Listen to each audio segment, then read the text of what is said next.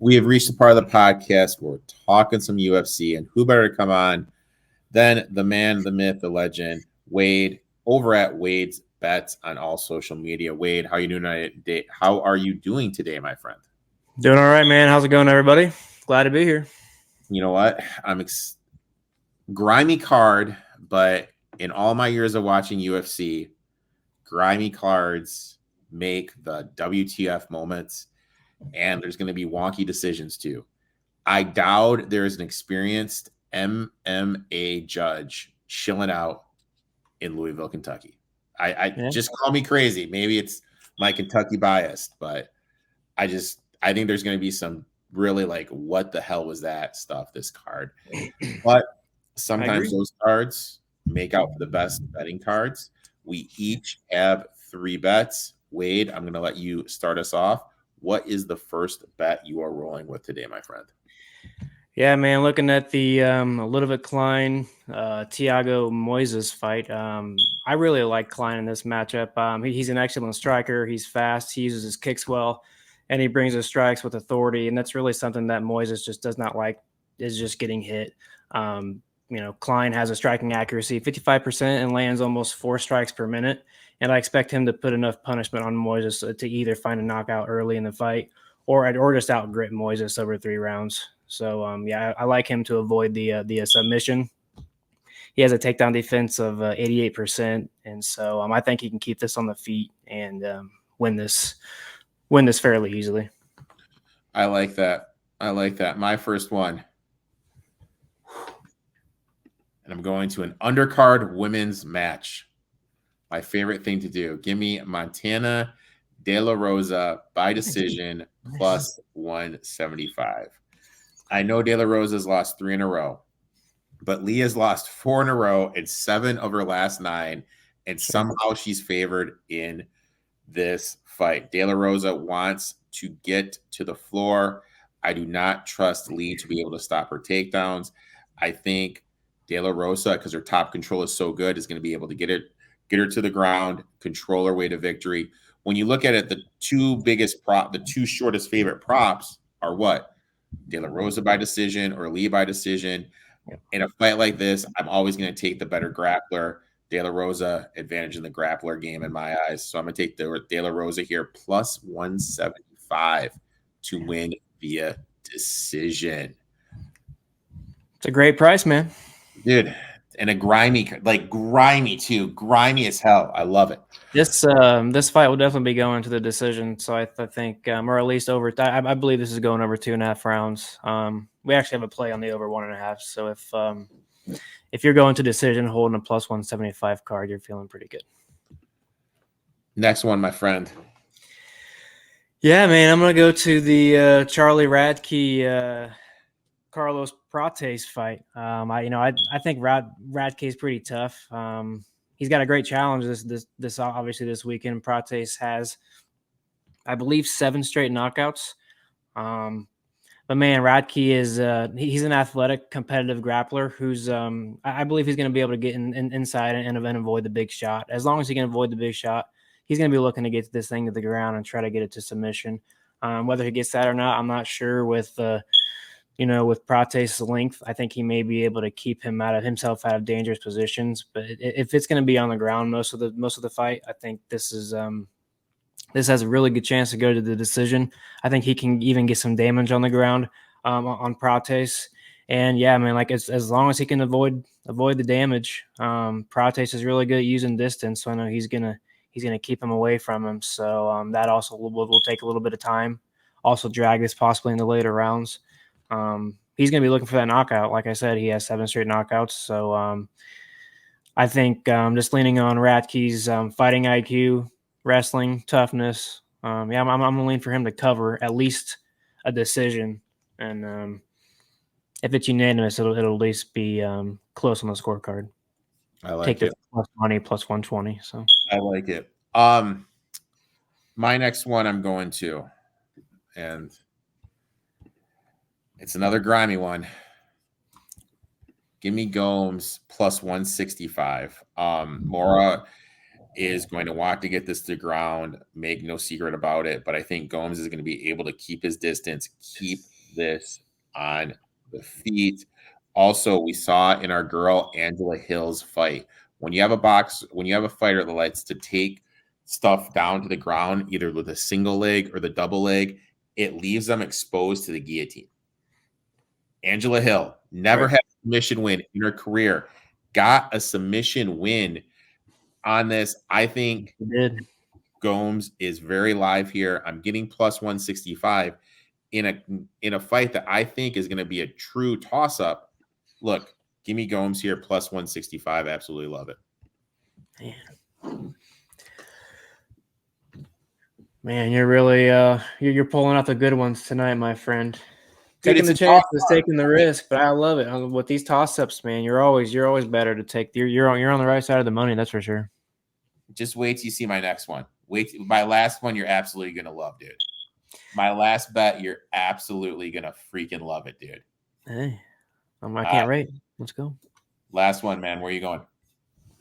Yeah, I'm gonna do a little pairing here. Two fighters that I like that were pretty juiced. I usually take a couple of these every event. I'm not much of a risk taker like you, where I take all these big plus monies and hit them. So my luck was just never there. So I try to find the value in the I guess in the more juicy plays and then pair them together sometimes. And I really do like these two. I'm going to go with Bruno Ferreira. He's been on a tear in his MMA career. In all 12 fights, they've ended in the finish, with 11 of them being on his side, 8 of them by TKO. He's 2-1 in the UFC, coming off a win versus Phil Haas. He has incredible power, landing 5 strikes per minute, coming at you with an arsenal of strikes and attacks. And I think he's really smart at picking his spots. He can be dangerous when he connects, and if he does connect, I think Dustin's going to be in trouble. I expect Dustin to try to take this down to the ground and try to push this into later rounds to try to drag Ferreira into deep waters. But either way, I just think Ferreira is going to have enough ground control, do enough damage, and he might even be able to submit Dustin, where Dustin's been submitted 2 times in his career. So I'm going to be pairing Ferreira with Rosas Jr., and I got that for minus 108.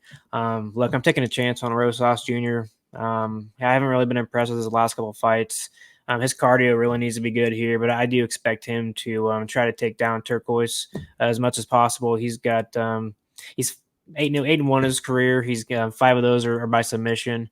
And Turquoise, he allows 7 takedowns on his last fight, and his takedown defense is 45%.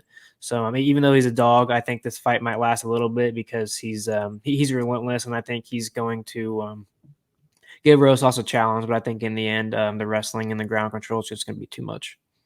I like it. And I always said swing. You know what our boy Klay Thompson says? Shoot. Give me Butler plus 475. I wondered if that was where you're going. In what world should DK, who I'm not a fan of at all, I'm literally not a fan of this fighter at all, be this big of a favorite? All of his UFC wins but one have been on the Contender Series. And not on the Contender Series, on those Ultimate Fighter cards. And we all know that with how stuff has changed in the UFC now, you want to be on the Contender Series. You don't want to be in the Ultimate Fighter house and get in to the UFC. Butler, he went up in weight class on short notice against Miller. Now he's fighting at his usual weight. He's going to have the reach and height advantage. And it's the same idea. With the way Brad fights, he's going to be able to get caught by Butler. Have it be with a punch, have it be Butler being able to get it to the ground. I just think that this is a huge price discrepancy. I'm betting on the fighter that I think is underpriced because of the situation he debuted in. And I'm getting almost 5-1. I mean, I'm a knucklehead if I don't take this fight, dude. There is no world. I look at it like this. How can I put this in baseball terms for those baseball fans watching? Casey Miz of my Detroit Tigers should never be laying. You know what I mean? He's a good pitcher, but he should never be laying this big of a number. And it's the same idea. Like, correct. DK should not be laying this big of a number. I'm getting plus 475. I would honestly play this all the way down to plus 275. but I found plus 475. Give me Butler plus 475. I like it, man. Shoot or shoot. Shoot or shoot. Shoot or shoot, as our boy Clay Thompson says. Wade, I'd like to thank you for coming on and talking a little UFC. Now, is there a UFC card next week, my friend? Yeah, there's a UFC card for 9 straight weeks, starting with 302. So, oh wow, we'll be banging them out. And I do apologize, everybody, for the beeping sound. That's actually been happening more often over the last hour or so, I've realized. So, I've got to get that fixed. Hey, buddy, you know what? The worst water thing softener's yelling at me, man. The worst thing that can happen, dude, is when you have a young kid. It's the middle of the night and your power goes out and your battery's dead in your fire alarm. Yeah. That is the worst thing and you have a dog. Like that right there is hell on earth and one of the worst experiences I've gone through in my life, man. 1000%. That's terrible. Wade, thanks for coming on, man. Appreciate you. Why don't you tell everyone where they can find you on social media? You and Mike do a great live stream twice a week, one time a week. It kind of depends on your guys' schedule, where they can find that and everything you have going on, along with your writing on Mike's website. Yeah, you guys can actually find these bets if you want over on bettersinsider.com. I've got these 3 bets up. I've got obviously a write-up of why I'm taking these fights. Usually don't take a fight without giving out a reason why I'm on it. So that always helps people follow me. But you guys can follow me over at Wade's Bets on X, Instagram, TikTok. Don't really do too much on the other 2, but you can mainly find me on X, where I post all my content. Eat, Watch, Bet is another place where we post baseball content as well. So yeah, you guys can come find me over there. I've got a VIP Discord you guys can join if you want. I've got a 7-day free trial. Links in my bio. So yeah, just come check me out. Appreciate you having me on, man. Oh, dude, love talking shop with you. We'll be back here next week. When is Chandler gonna kick Connor's ass? Is that what you're thinking? Oh, dude, I don't think he's gonna win another fight, dude. He did the boxing world and now he's a movie star. You're telling me he wants to train for a fight? That is the last weekend. That's June 9th. Yeah, I was gonna say I thought it was like later in the month. So, oh, dude, and my girl, Michelle is on that card, dude. My girl Michelle is on that card. I can already. Watterson. Yep. Yeah, she looks good. Oh, dude. Alex Perez is the main event for the next card, so he's already turned around and fighting again. I believe, if I'm not correct, he was he's the one he was fighting when I was in Vietnam. So that wasn't but like a month ago. That was like a month ago, dude. And also, my boy Arlowski's fighting. I see Arlowski all the time here up in Chicago at the Panera Bread eating broccoli cheddar soup, dude. I have never seen a guy eat more broccoli cheddar soup than Double A, dude. I love broccoli cheddar soup. Dude, he inhales that shit, dude. And from Panera, too, which is fire, man. I like it in a little bread bowl. Make sure you give my boy Wade a follow, and we'll be back next week. Thanks for coming on, man. Good luck in all your bets. You too.